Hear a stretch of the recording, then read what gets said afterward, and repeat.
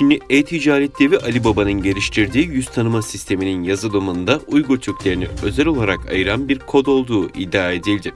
ABD'li video gözlem denetimi ve analiz şirketi IPVM, Alibaba'nın geliştirdiği bulut veri sistemi Cloud Shield'ın özellikle Uygur Türklerini etnik azınlık olarak tanımlamak üzere kod geliştirdiğini öne sürdü. İddiaya göre Cloud Shield'da görüntüleri kategorilere ayırmak için yapılan sınıflandırma kodlarında gözlük, maske ve cinsiyet gibi sınıflandırmalar yapılırken özellikle Uygurları tanımlayan bir kod yer aldı. Cloud Shield'a entegre herhangi bir canlı yayın platformunda Uygur Türkleri video yayınlandığında sistem görüntüdeki yüzün Uygur Türklerine ait olduğunu saptayarak şirket yetkililerine ilgili görüntünün gözden geçirilmesi veya sistemden kaldırılması için uyarı gönderiyor. IPVM daha önce Çinli Huawei ve yapay zeka tabanlı yüz ve görüntü tanımlama şirketi Magvi'nin de Uygur alarmı şeklinde yüz tanıma sistemlerinde Uygur Türklerine hedef alan kodlar bulunduğunu iddia etmişti.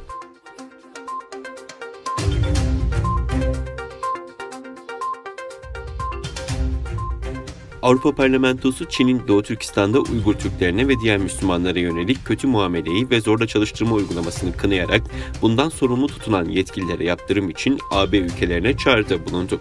Avrupa Parlamentosu milletvekilleri siyasi grupların zorla çalıştırma ve Sincan Uygur Özerk Bölgesi'ndeki Uygurların durumu konulu ortak karar tasarısını kabul etti.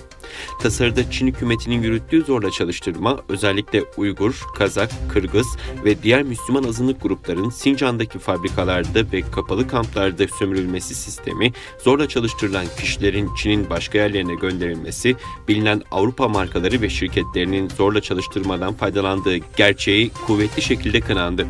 Tasarıda AB'nin insan hakları ihlali yapan kişi, kurum ve kuruluşlara yaptırım uygulanmasını sağlayacak küresel insan hakları yaptırım rejimini 7 Aralık'ta kabul ettiği hatırlatılarak şu ifadelere yer verildi.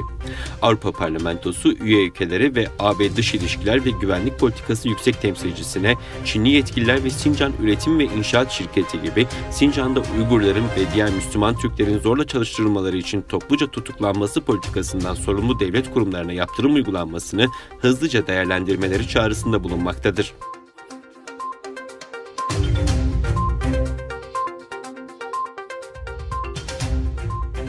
İngiliz Milletler Topluluğu Birleşik İbrani Cemaatlerinin hahambaşı Uygurların durumu konusunda bir makale kaleme aldı.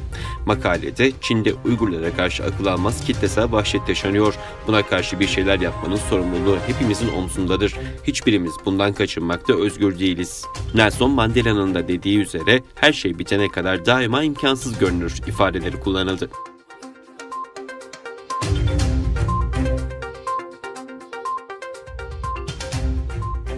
Çin her yıl ABD ordusunun üst düzey komutanlarıyla Askeri Deniz İstişare Anlaşması kapsamında yapılan ve bu yıl 14-16 Aralık tarihlerinde online olarak düzenlenmesi planlanan diyalog görüşmelerine katılmadı. Çin'in neden katılmadığı henüz net değilken konuyla ilgili açıklama yapan ABD'nin Hint-Pasifik Kuvvetleri Komutanı Pekin'i sert ifadelerle eleştirdi. Komutan, Çin'in Askeri Deniz İstişare Anlaşması için yapılacak toplantıya katılmaması, Çin'in anlaşmalarına uymadığının bir diğer örneğidir. Bu, Çin'le anlaşma yapmak isteyen tüm ülkelere örnek olsun ifadelerini kullandı. Söz konusu diyalog toplantılarında ABD ile Çin arasında Güney Çin Denizi başta olmak üzere Pasifik bölgesinde her yıl yaşanan tehlikeli manevralar inceleniyor.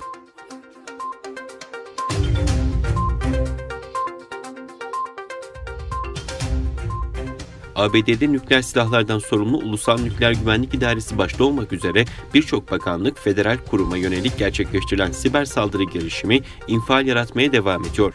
Senato Silahlı Kuvvetler Komitesi Başkanı ile komitenin kıdemli üyesi konuyla ilgili yönetim yetkililerinden aldıkları briefingden sonra ortak açıklama yaptı. Açıklamada ABD'ye karşı ciddi, karmaşık ve devam eden siber saldırı konusunda ilk bilgileri aldık.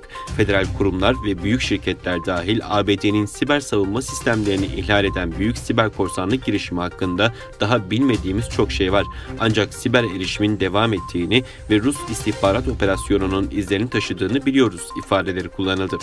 Şu ana kadar elde edilen bilgilere göre ABD Hazine, Ticaret, Enerji ve İç Güvenlik Bakanlıklarının yanı sıra Nükleer Güvenlik İdaresi ve birçok federal kurumla özel şirketin ağlarına korsanlarca erişim sağlandığı biliniyor.